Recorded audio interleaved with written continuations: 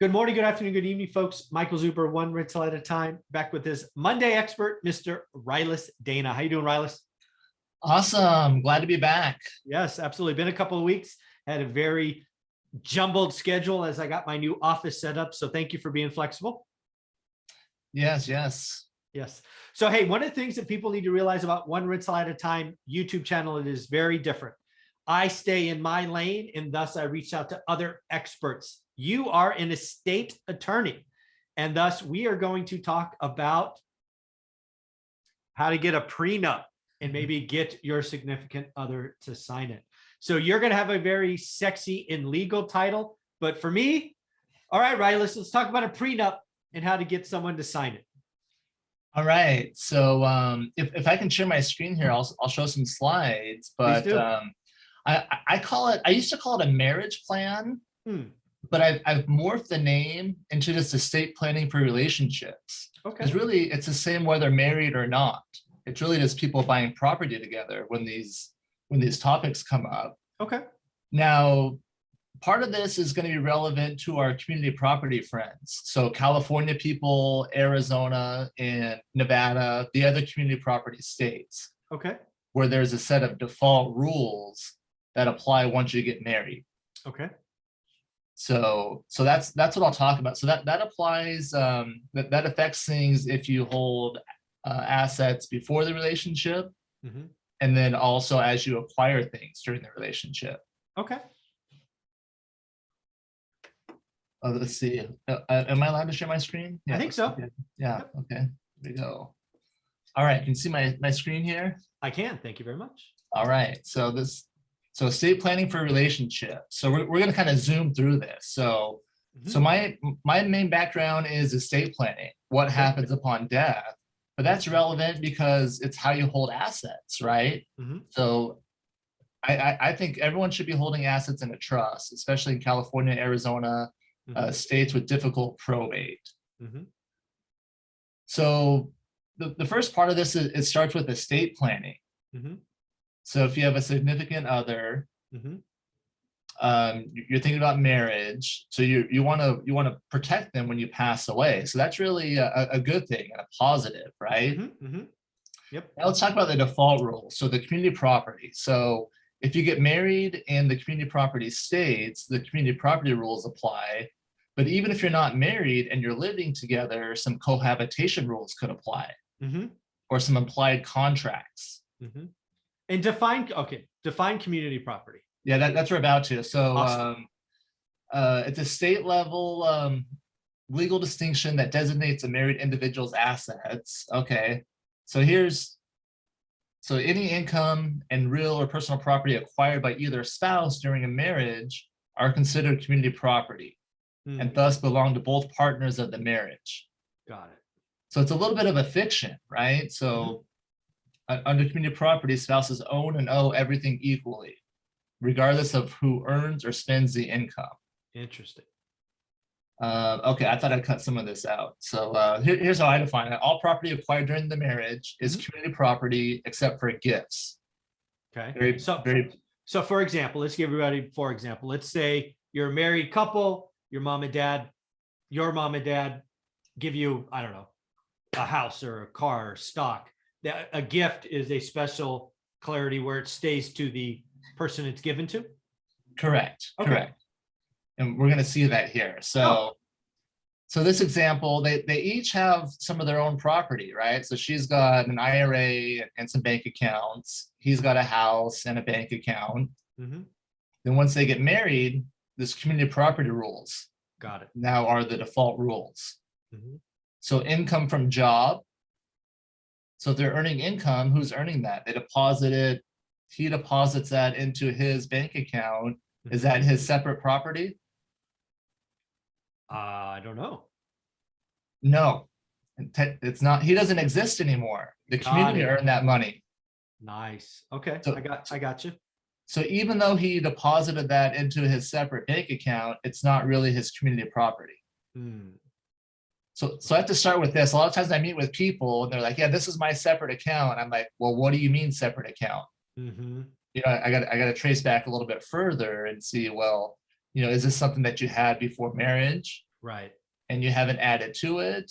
Or is this just a checking account in your name or Yeah. savings that you've been depositing money into? So for example, if you, let's say you got married at 30, you had a trading account in your 20s. Let's say it had 100 grand for easy math. Then you get married, you deposit no new money. So you have the 100 grand. So that's still separate. But what happens if you're making trades in that account during marriage? Yeah, good point. So if you want to say this is your separate property, you got to prove that it is. They call it the tracing rule. Tracing rule. Okay. So if you, that's where this gets fuzzy, right? Because he had the bank account before, but the deposit after is technically a community property. Got it. Understand. Okay. So the same thing as she puts contributions into her IRA. Exactly. Yeah. Same issue. Okay. So part of that belongs to the community. Now he sells his house and they buy a house together in both their names. So that would be community property. Gifts, inheritances. Here's something I see a lot. So if someone receives an inheritance, where do they put the money? So if he deposits that into a community bank account, it's now community property. Oh, wow. Okay. Something I see happen quite a bit, right? It's just, or maybe they buy a community house together, inheritance goes straight into community house. And then we've lost that separate property treatment. Got it. So a lot of people realize that gifts are separate property, but in practice, it's kind of tricky to keep it separate. Not tricky, I would say, it's really easy, but it may cause tension during the relationship. You know what I mean? If all the inheritance goes into his account, it's like, hey, honey, like what? Why don't we use this together? Like, don't you trust me? Like, why is that all over there? Yeah. Because it's only protected from her. Got it. It's only protected from her. Okay, so everything except for gifts is community property. Got it. Okay. So because of that, because of those default rules, I recommend, whether you get married or cohabitating, a written agreement defining the terms of the relationship. Because you just want to keep the lawyers out of it, right? Yeah. There's a lot of things that could easily be argued. So what happens to the growth of separate property assets? So let's say that he had a portfolio. Let's say he had his 4 rentals. Yeah. Had him before the marriage as a separate property. Yep. Time goes on, that portfolio grows. Oh, I like it. Yep. What happens to the growth of that portfolio?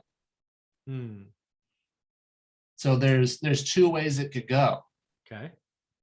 So one is the growth was related to his efforts. He as the community member was working on those properties, and he was used his time and efforts and his skill in order for him to grow. That's what all investors like to think, right? Like I picked a winner, and or was it this? He's going to say no. Like anyone could have done this. It was just passive. I just own these things and sat back, and they appreciate it. Anyone could have done it. Right.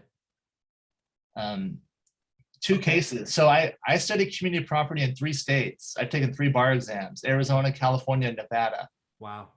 So there's 2 cases. So California, we learned the cases, Pereira and Bandcamp. I don't remember which is which. Arizona, they talked about the rule.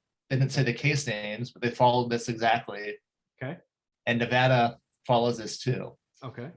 But there's just a question, right? Either lawyer, if they lawyer up, they could argue either thing. For sure. No, absolutely. So so my recommendations is always just to define the terms of the relationships, to just clarify. Yeah. Marriage plan. I like that. Yeah. Okay. So the marriage prenuptial agreement, if you're not going to get married, it would be a cohabitation agreement, which is almost the same thing, just kind of defining the relationship and how it's going to work. Okay. So prenup, you got to have the written agreement. Can't waive child support obligations, but you can waive spousal support. Okay. in a premarital agreement. Hmm. And the way it works, it's basically a disclosure of assets and debts, right? You're gonna show, what you have. Mhm. You need enough time. The party needs enough time to review it. Yeah, you can't do it like 5 minutes before the wedding or something like that. Yeah, so in California, they call it the Bonds Amendments, Hmm. after Barry Bonds, the baseball player. Okay.